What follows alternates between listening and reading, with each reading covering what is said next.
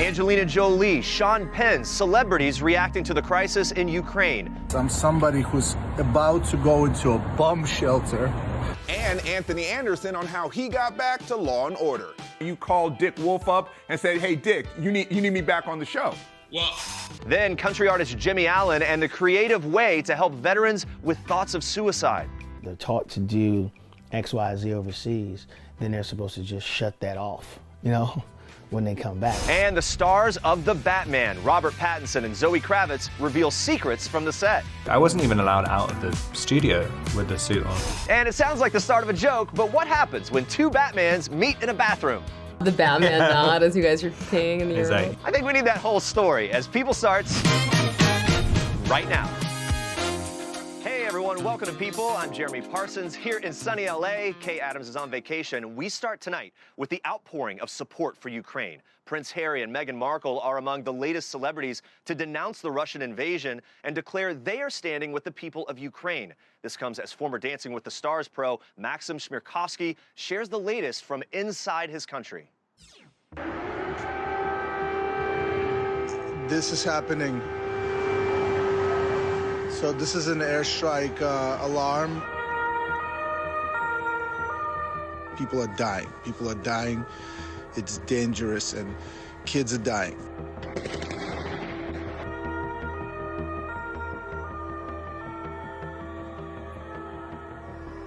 Yo, I'm going to a bomb shelter, but I just want to say this is very real. Maxim Shmirkovsky was born in Ukraine and returned to his homeland to film World of Dance, Ukraine. The situation is pretty dire. People are being mobilized. The whole country is being called to go to war. Men, women, boys. The frightened 42-year-old was hoping to leave so he could be reunited with his wife and son in Los Angeles. I'm not currently trying to leave. I'm staying here.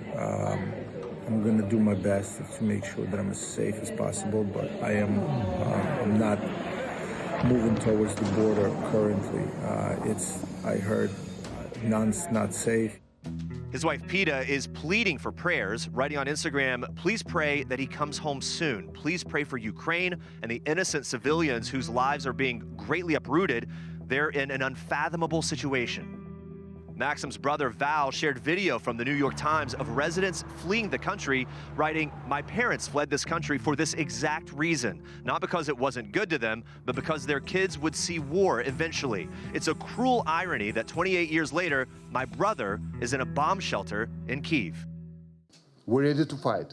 Boxing's famed Klitschko brothers have vowed to take up arms for Ukraine. Vitaly has served as mayor of Kyiv since 2014, and Vladimir has a daughter with Hayden Panettiere. Sean Penn, who's been working on a documentary about Ukraine, just returned to the country to document the Russian invasion. Angelina Jolie is worried about the humanitarian consequences of the crisis, writing, my focus is that everything possible is done to ensure the protection and basic human rights of those displaced and refugees in the region. And the Russian invasion of Ukraine is constantly evolving. You can head over to people.com for the very latest. As for us now, we move on to this, a mother-daughter killing team and a jailhouse interview airing tonight on 2020. It's a special Home Sweet Murder. In 2012, Diane Stouty and her daughter Rachel poisoned 3 members of their family with antifreeze. 2 of them died. They confessed to the crimes and were sentenced to life behind bars, but now ABC News senior national affairs correspondent Deborah Roberts tells us Diane is claiming cops got it all wrong. This is such an evil act, right? To kill your husband, your son, and to attempt to kill your daughter. So we wanted to know from Diane, what could have possibly led her to do this? What mother and wife and registered nurse systematically takes out her own family? The whole thing is unbelievable to the point that I wonder, when did people start to question that something sinister might have been going on here? The church pastor was aware that this family was suffering just immeasurable grief. They had lost the father of the family, a son in the family, and now one of the daughters is grievously ill. And one of the other daughters actually says to the pastor that she had had dreams that she and her mother had potentially harmed them. Those dreams turned out to be a horrifying reality for this family in Springfield, Missouri. You knew, Diane, that they were drinking antifreeze because you were giving it to them. didn't know what else to do. In the police interrogation tapes, which you will see on 2020, Diane admits essentially to being overwhelmed, being very stressed out by the family life. So we expected her to give us details about that, and instead, she stopped us dead in our tracks by coming up with this other theory that it wasn't her who did it. Diane, you understand that this sounds like a woman who doesn't want to take responsibility for what she confessed to doing, which is killing her family. That's not what happened. Diane really shocked us with what she had to say about this. What can you tell us about her alternate theory about what happened? Diane tried to imply that, this was not her doing. Even though she confessed and pleaded guilty to killing her husband, her son, and attempting to kill her daughter, she says that there was someone else who was behind all of this. And the longer we talked to her, the more bizarre her theory actually became. I wasn't really prepared for that. Are you saying that you were poisoned as well? I can't rule it out.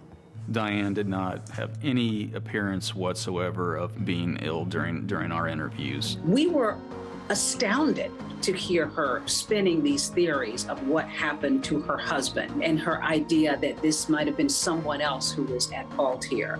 The story just really boggles the mind. Does your family believe that you're innocent? I don't know about innocent, but I don't think they think that I'm totally guilty. So are you partly guilty? I can't tell you.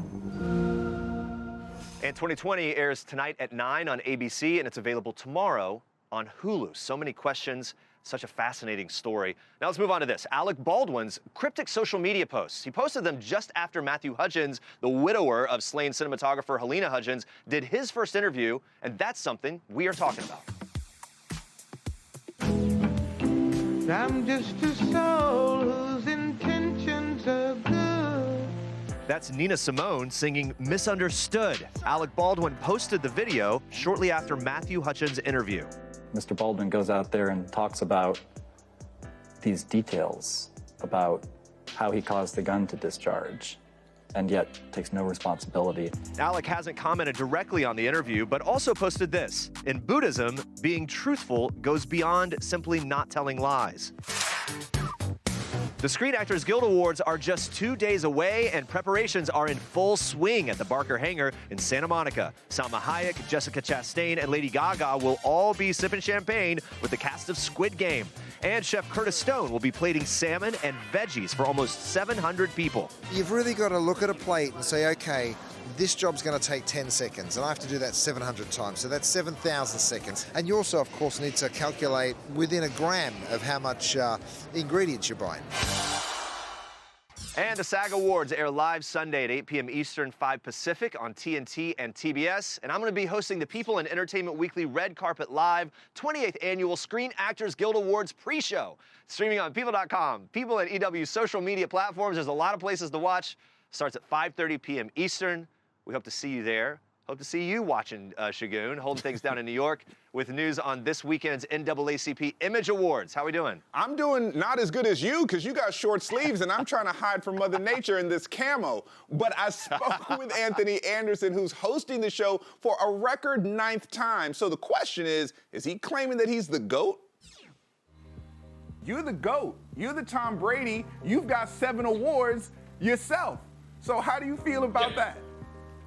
Well, actually, Shagun, you are correct in a way. I have 7 lead actor awards, but I also have 7 more for my show. So we have a total, I have a total of 14. Don't want to discount it because you talk about GOAT status. Yeah, I have 14, I'm a GOAT. What brings you back to host another year of the NAACP Image Awards? 2 words, Black excellence. This is my 9th year as the host of the show. I'm excited.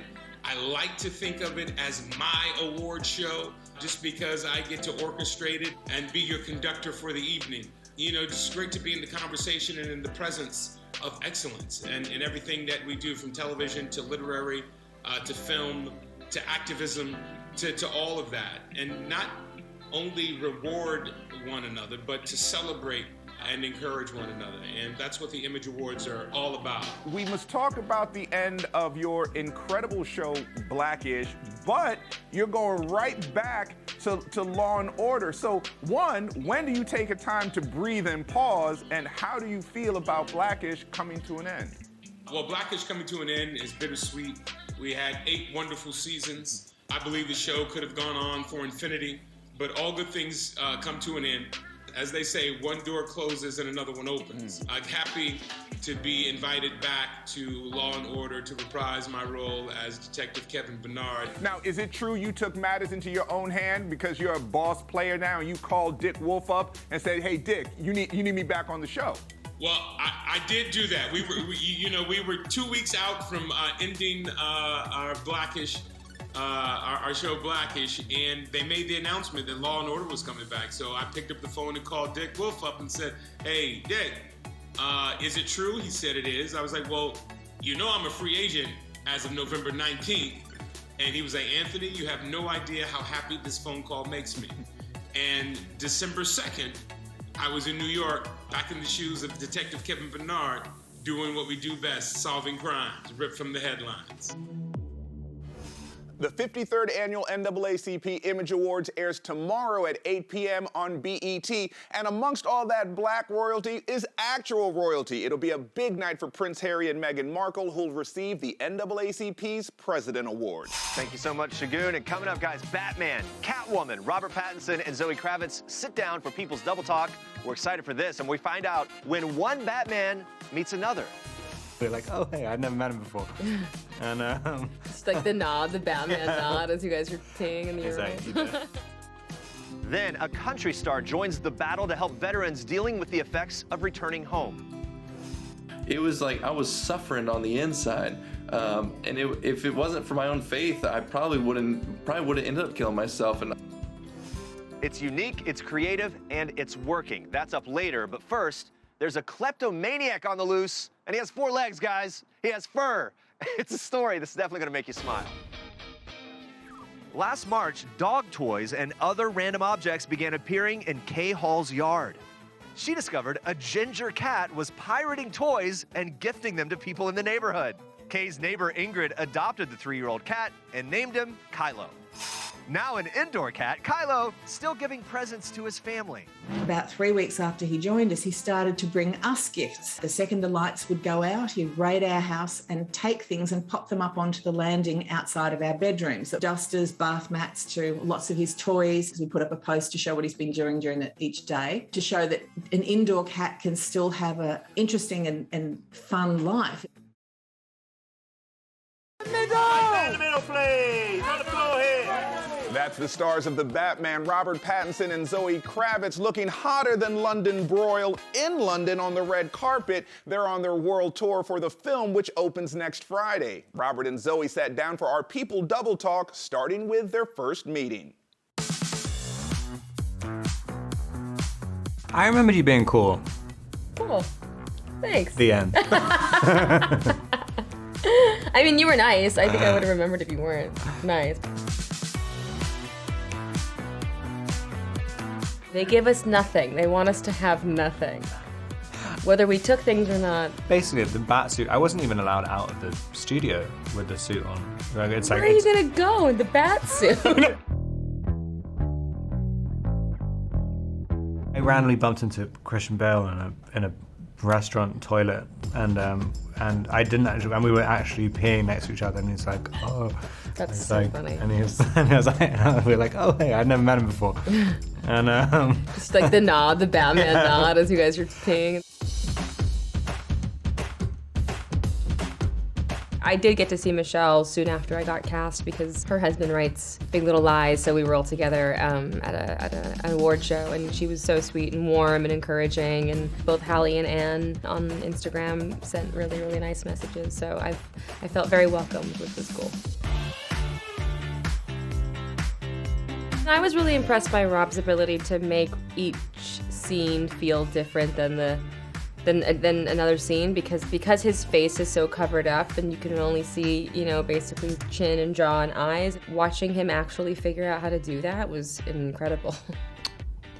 You're welcome. As soon as Zoe came in when we were doing a screen test together, it's just great when you see someone who's just really perfect for a part, and she just came in, it was like, and even though I would imagine you'd be kind of nervous. Totally nervous. And she didn't look nervous at all, she was kind of improvising and stuff, and I was like, whoa, this is like, and I was just kind of standing like, can you just say the lines? I know, sorry, I remember that moment. You can see Robert and Zoe in action in The Batman in theaters next Friday, March 4th. And coming up, country artist Jimmie Allen has found a creative way to help veterans battling depression through song. Having a very bad day and starting to spin back into that hole, and just put on a beat that song. And the CMA Award for New Artist of the Year goes to Jimmie Allen. It has been quite a year for Jimmie Allen with that big win at the CMA Awards and a stint on Dancing with the Stars. Then on March 7th, he's going to co-host the ACM Awards, streaming on Prime Video. But behind the scenes, he's quietly been helping veterans share the anguish they hold inside by putting their words to song. It's all part of an amazing program. It's called Creative Vets. It's trying to prevent veteran suicide through the arts. Picking up his body parts like it's nothing. Once you start talking, it becomes a lot easy. It's, you just have to kind of uncork that bottle. Casey Shaw has found a new way to deal with the darkness that comes from his devastating experiences serving 2 decades in the Army by putting it in a song. Casey, I'm going to do my best, brother. Okay? But this is in honor of you and of your service. Thank you so much. I left my college in Boulder, Colorado. Thanks to a nonprofit called Creative Vets, Casey shared his deepest feelings and hopes with a team of Nashville songwriters and singer Jimmie Allen. He got to hear it performed at a Nashville bar by songwriter Brian White and says it helps keep him going on rough days. I'm trying to find me again. I was having a very bad day and starting to spin back into that hole, and just put on a beat that song. And it just really was kind of like that dawn of that happy point to kind of bring me back into a centered state.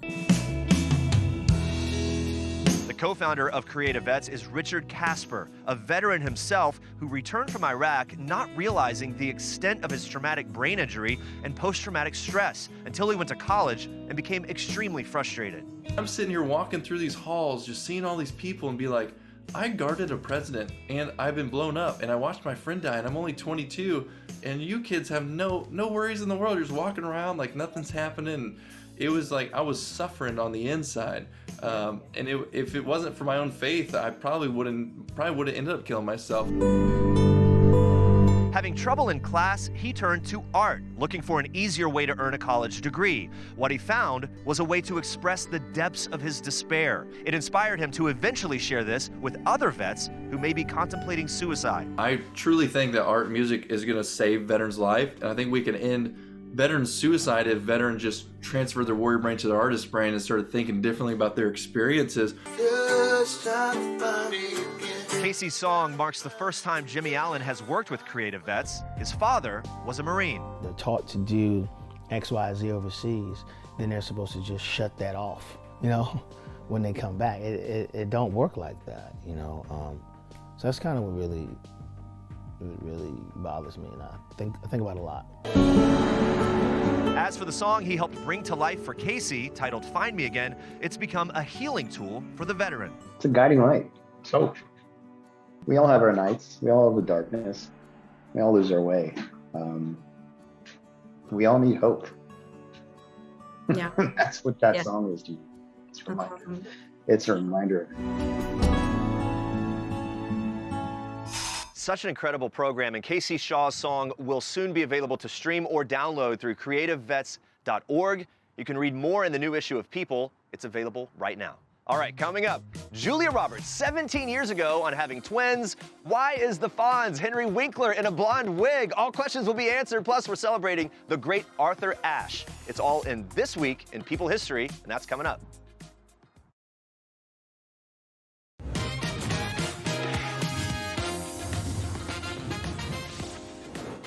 All right, it's Friday, the weekend, baby, and that means it is time for This Week in People History. We look back on some of the most iconic people covers. Goodbye from LA. We'll see you at the SAG Awards on Sunday. Have a great weekend. We kick things off in 2005. Julia Roberts was on the cover of People with her newborn twins, Phineas and Hazel. Julia and her husband, Danny Moder, welcomed their new additions in November of 2004. Since these babies were born, she's never been happier, said a friend of Julia's. This week in 1993, People honored tennis champion Arthur Ashe. He passed away 2 weeks earlier after losing his battle with AIDS, which he contracted from a blood transfusion in 1983. Ashe told People months earlier, "Sure, I think about death, but it doesn't frighten me. I never feel, why me? If I ask why me about my troubles, I would have to ask why me about my blessings." And back in 1978, Henry Winkler traded in his Fonzie leather jacket for a blonde wig. Henry was starring in The One and Only as a garish pro wrestler, but his one and only was Stacey Weitzman. The two gushed over each other to People. They officially tied the knot just a few months later and have been together ever since.